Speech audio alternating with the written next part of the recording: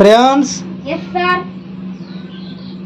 मु आज तुमको केते गुड़िए रोग एवं विटामिन संबंधी जीके प्रश्न पचारि तुम्हें समस्त प्रश्नर उत्तर देवा को चेष्टा करिवो। ठीक अच्छे हाँ सर तुम पाए प्रथम प्रश्न क्यों विटामिन रो अभाव रे आंठुगंठी दरज एवं थक्कापण लगी थाए। प्रश्नटी मु आउ थरे कहूछि क्यों विटामिन रो अभाव रे आंठुगंठी दरज एवं थक्कापण लगी थाए कहले देखी। विटामिन B5 वेरी गुड ठीक अच्छे तापर परवर्ती प्रश्न क्यों विटामिन रो अभाव रे रक्त जमाट बांधे नहीं। प्रश्नटी मु आउ थरे कहूछि क्यों विटामिन रो अभाव रे रक्त जमाट बांधे नहीं कहले देखी। विटामिन K वेरी गुड ठीक अच्छे तापर परवर्ती प्रश्न विटामिन ई रो अभाव रे क्यों रोग हुए। प्रश्नटी मु आउ थरे कहूछि विटामिन ई रो अभाव रे क्यों रोग हुए कहले देखी। पंजा रोग वेरी गुड ठीक अच्छे तापर परवर्ती प्रश्न रिकेट रोग क्यों विटामिन रो अभाव रे हुए। प्रश्नटी मु आउ थरे कहूछि रिकेट रोग क्यों विटामिन रो अभाव रे हुए कहले देखी।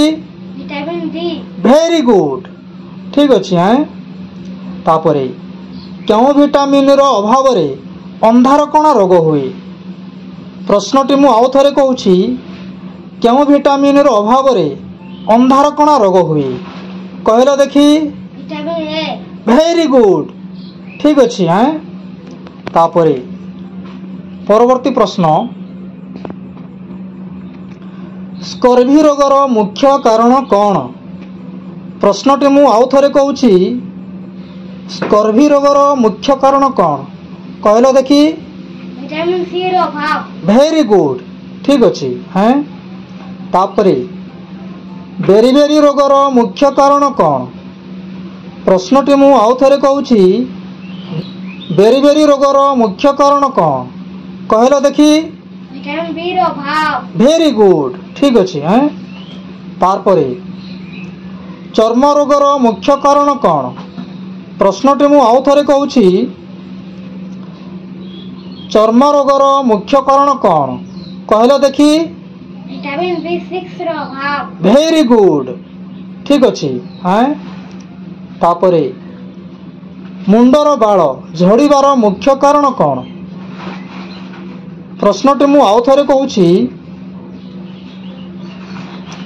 मुंडर बाल झड़ीबार मुख्य कारण कौन कहले देखी। विटामिन A रो अभाव वेरी गुड ठीक अच्छे तापर नेक्स्ट क्वेश्चन अच्छी मनीष शरीर रे इन्फेक्शन हेबार मुख्य कारण कौन।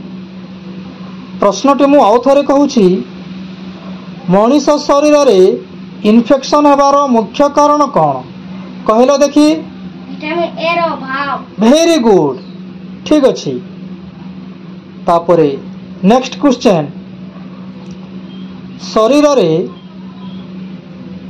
नेक्स्ट क्वेश्चन मोटापण एवं ओजन वृद्धि हेबार मुख्य कारण कौन। प्रश्नटी मु आउ थरे कहूछि मोटापण एवं ओजन वृद्धि हेबार मुख्य कारण कौन कहले देखी। आयोडीन रो अभाव वेरी गुड ठीक अच्छे आज तुम्हें समस्त प्रश्नर सठिक उत्तर देछ से तुमको वेरी वेरी थैंक यू ठीक अच्छे।